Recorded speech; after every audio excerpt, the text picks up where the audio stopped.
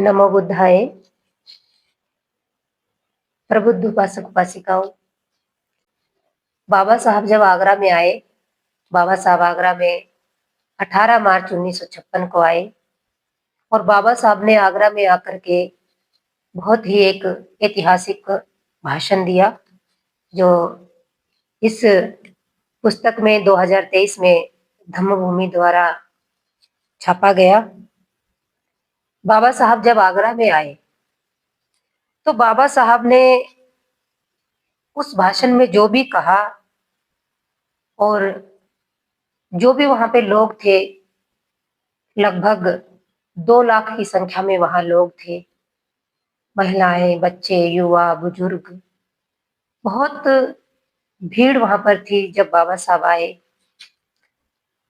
जैसे ही बाबा साहब आगरा में पहुंचे, बहुत सारे लोगों में उत्साह उत्पन्न हुआ, उत्साह पैदा हुआ।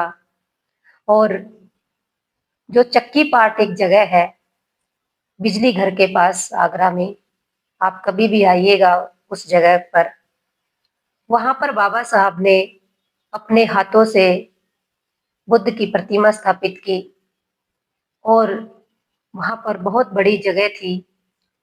उस जगह पर बुद्ध विहार बनाने का बाबा साहब ने एक सपना देखा कि यहाँ पे आने वाले समय में एक विशाल बुद्ध विहार बने, ताकि लोग बुद्ध विहार को देखने आए।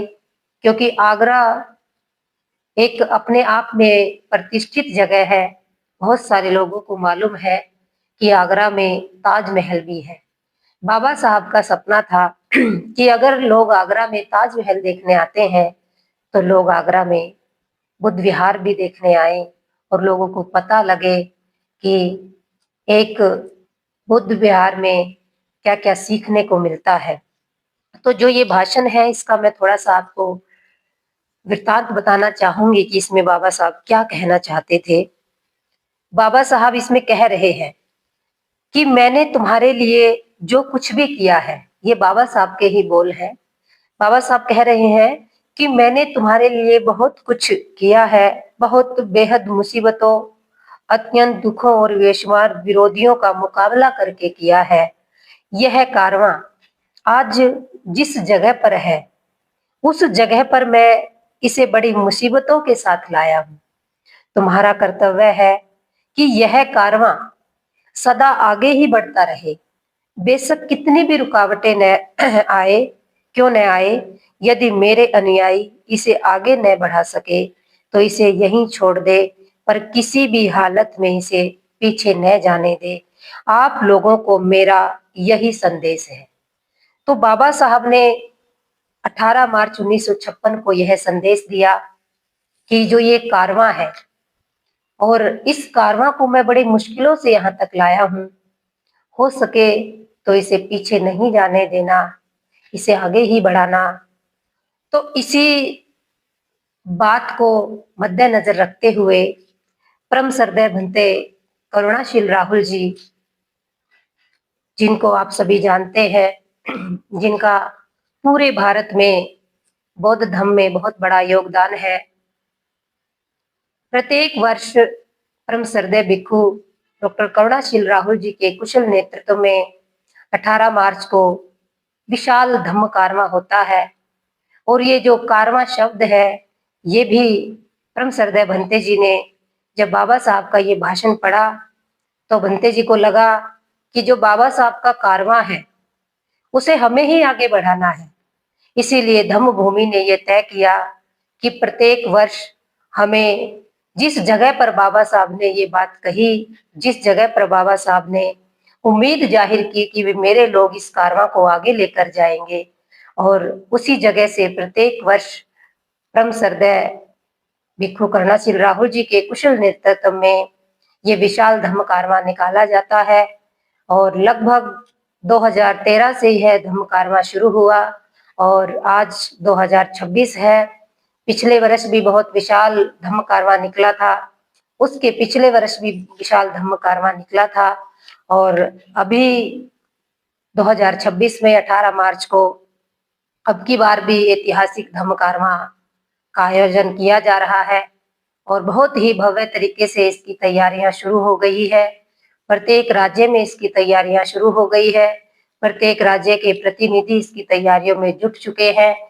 तो आप सभी से भी ये निवेदन है कि जिस धरती पर, जिस जगह पर बाबा साहब आए और बाबा साहब ने आकर के हम लोगों से जो-जो उम्मीदें की, जो-जो बाबा साहब ने वहाँ पर आकर के कहा, हम लोगों को भी वहाँ जाने के बाद जहाँ पर बाबा साहब के कदम पड़े, उस जगह पर जाकर के उस जगह पर हमें नमन करना चाहिए कि वो धरती बड़ी पवित्र होगी कि जहाँ पर बाबा साहब आए और बाबा साहब ने वहाँ पर आकर के हमें ये धम्म कारवां के बारे में जानकारी दी कि जो ये कारवां है ये रुकना नहीं चाहिए। कौन-सा वाला कारवां?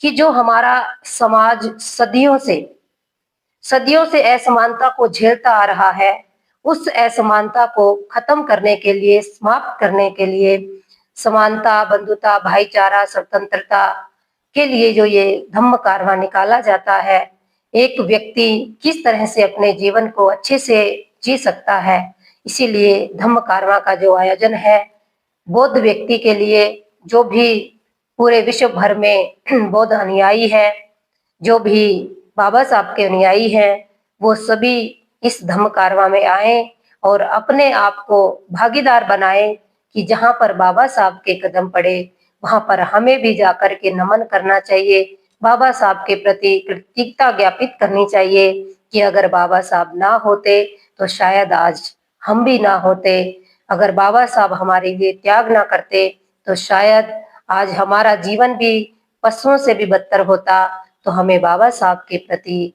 कृतज्ञता ज्ञापित करते हुए हमें आगरा की धरती पर आकर के नमन करना है और बाबा साहब के जो भी कार्य है, बाबा साहब के जो भी कर्ज है उसको चुकाना है और धम्म कारवां में शामिल होना है।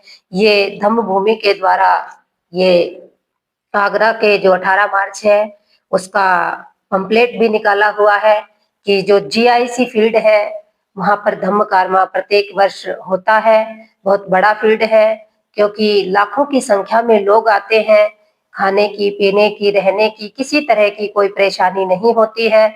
तो इसीलिए आप सभी लोग सादर आमंत्रित हैं, सभी लोग 18 मार्च पे अवश्य आए और अपना योगदान दें, अपनी भागीदारी सुनिश्चित करें और हमें बौद्ध बन कर के हमें बाबा साहब का जो अंतिम लक्ष्य है कि मैं हिंदू धर्म में पैदा हुआ लेकिन हिंदू धर्म में मरूंगा नहीं, इसीलिए बाबा साहब ने बौद्ध धर्म ग्रहण किया और बाबा साहब बुद्ध की शरण में आए। तो हम लोगों को भी बाबा साहब की बात को मानते हुए बौद्ध बनना चाहिए, जाति से मुक्त होना चाहिए और धम्म कारवां का भी यही उद्देश्य है कि हमारा समाज जातियों से ऊपर उठ करके, जातियों से बाहर आकर के एक संपूर्ण मानव बने, एक मानवता का संदेश दे। तो धम्म कारवां का संदेश यही है कि सभी मानव एक समान है। तो आप सभी जरूर आइएगा। सभी जब वहां आएंगे तो देखेंगे कि धम्म कारवां में कितना अपनापन होता है, धम्म कारवां में आपको कितना अच्छा लगेगा। तो इसीलिए सभी को पुनः हम आमंत्रित करते हैं कि आप विशाल धम्म कारवां में अवश्य आए। और दूसरी बात, यह जो भाषण है बाबा साहब का 18 मार्च 1956 का, इसे भी आप एक बार अवश्य पढ़ें, ताकि जब आप इसे पढ़ेंगे तो आपको मालूम होगा कि बाबा साहब 18 मार्च को जब आगरा में आए थे तो उन्होंने हमें क्या-क्या संदेश दिए थे। जो संदेश दिए थे बड़े अद्भुत संदेश थे और उन संदेशों को याद करके ताकि हमारा मन भी उद्वेलित हो जाए कि हमें उस धरती पे एक बार अवश्य जाना चाहिए जहाँ पर बाबा साहब आए और बाबा साहब ने हमें वो संदेश दिए। तो इसीलिए हमें उन संदेशों को याद करते हुए, हमें बाबा साहब की उन बातों को याद करते हुए हमें आगरा आना है और आगरा आकर के हमें बाबा साहब को सिर झुकाना है। साधु, साधु, साधु।